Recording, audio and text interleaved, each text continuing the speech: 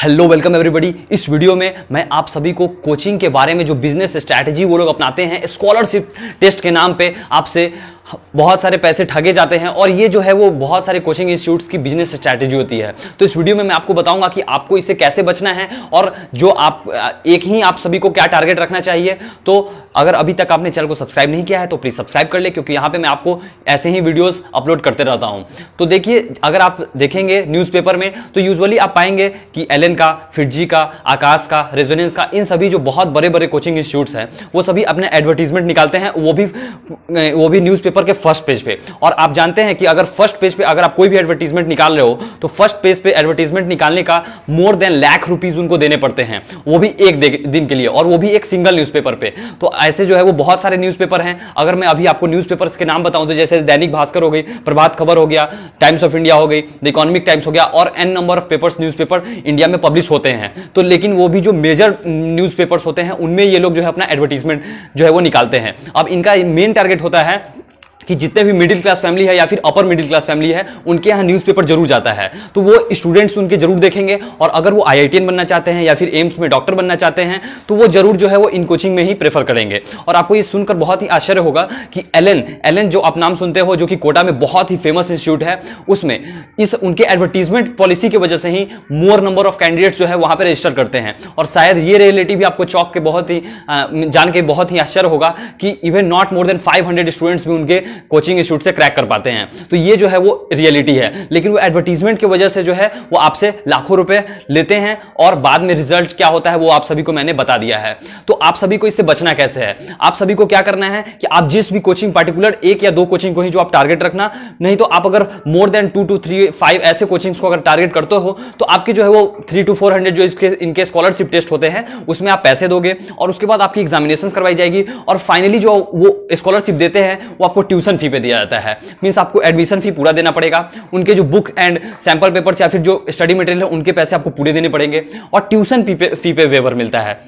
Okay, अगर आप extremely talented हो, अगर आप एक्सट्रीमली टैलेंटेड हो तब जो है आपको वेवर मिलता है। मैं अपनी बात करूं तो मैंने आकाश का जो है स्कॉलरशिप टेस्ट एग्जाम दिया था, और आकाश में मुझे जो है वो 95% स्कॉलरशिप मिला था। तो आप समझ सकते हो कि 5% मेरी बस जो है वो ट्यूशन फी बनी थी, और मेरी जो ऑल इंडिया रैंक आई थी वो 1800 आई थी। ओके, और ये मैं क्लास 10th की बात कर रहा हूं। तो मुझे जो है वो उन्होंने फिर भी जो है वो 80 to 90,000 जो है वो रुपीज चार्ज किए थे। अब आप बताओ ऐसा कौन सा भाई, इनका कितना ट्यूशन फी है ताकि ये जो बस 5% जो है इनका 80 से 90 हजार हो जा रहा है। इस हिसाब से आप निकालोगे तो मोर देन 10 लाख रुपीस जो है इनकी बस ट्यूशन फी निकल जाएगी। तो ये जो है इनकी बिजनेस स्ट्रैटेजी होती है। तो अगर आप बहुत सोच रहे हो कि मैं सभी का स्कॉलरशिप टेस्ट दे दूंगा और जिनमें मुझे ज्यादा मार्क्स आएंगे, जिनमें मुझे अच्छा स्कॉलरशिप मिलेगा, मैं उस कोचिंग को ज्वाइन कर लूंगा, तो प्लीज ऐसा मत करना। ओके, क्योंकि इनका बस यही स्ट्रैटेजी रहता है। ये आपको शुरुआत में तो नहीं बताते हैं कि स्कॉलरशिप आपको दिया किस पे जा रहा है, फाइनली वो बाद में जो है वो वेवर आपके ट्यूशन फी पे लाद दिया जाता है। लेकिन एडमिशन फी ये सभी वो सभी अगर आप जोड़ लोगे तो मोर देन 1 लाख रुपीस जो है आपके टप ही जाएंगे।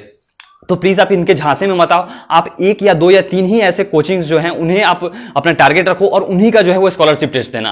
और एक और मैं बात बताऊं कि अगर आप लेट ज्वाइन करते हो, मींस जैसे जो बैचेज होती हैं वो अप्रैल में स्टार्ट होती है, और अगर जो है आप इसे मई जून में अगर आप ज्वाइन करते हो तो बिना स्कॉलरशिप के भी जो है वो आपके कम पैसे में जो एडमिशन करा लेते हैं, और बाद में आपको ऐसा बेनिफिट होता है। तो ये जो है वो इंडिया की जो है वो कोचिंग माफिया ऐसा जो है वो अभी चलते आ रहा है। लेकिन इस कुछ चीजों को तोड़ने के लिए बहुत सारे ऑनलाइन जो इंस्टीट्यूट्स भी अभी सामने निकल के आ रहे हैं। अगर ऑनलाइन में आप कंफर्टेबल हो तो आप प्लीज ऑनलाइन को प्रेफर करना, और अगर आप ऑनलाइन में कंफर्टेबल नहीं हो तो प्लीज आप ऑफलाइन को प्रेफर करना, क्योंकि ऑफलाइन में जो है वो बहुत ही अच्छी जो है वो आउटपुट निकल के आती है। और अगर आपका फेस टू फेस जो है वो फिजिकल इंटरेक्शन होता है टीचर से, दैट इज बेस्ट। ओके, तो मेरा रिकमेंडेशन यही रहेगा कि प्लीज आप ऑफलाइन को ज्यादा प्रेफर करना ऑनलाइन से। ये बात सही है कि ऑनलाइन में आपके पैसे जरूर कम लगते हैं, लेकिन ऑफलाइन में जो फिजिकल इंटरेक्शन होता है वहां से आपको सीखने से बहुत कुछ मिलता है, डिसिप्लिन मिलता है, और इवन आपको कोचिंग में जो है वो जाने आने वैसा आपको माहौल भी मिलता है। लेकिन घर पे ऐसा माहौल जो है वो बनाना बहुत मुश्किल हो जाता है। तो ये जो हो गई वो ऑफलाइन और ऑनलाइन की बात। और कोचिंग इंस्टीट्यूट के बहुत सारे जो आप एडवर्टीजमेंट देख रहे होगे तो प्लीज आप उनके झांसे में मत जाओ। आपको ये चूज करना है कि आपको किस कोचिंग में जाना है, बस उसी का जो है वो स्कॉलरशिप फॉर्म भरना। ओके, तो ये जो है वो मैंने अपनी सारी जो इनकी रियलिटी थी वो एक्सपोज कर दिया। और आपकी क्या कमेंट आती है इस जो कोचिंग माफिया ये जो बिजनेस स्ट्रैटेजी चला रहे हैं उस पर आप कमेंट बॉक्स में जरूर लिखिएगा। And if you have any doubt then you can comment in the comment box. And thanks for watching the video. Have a good day.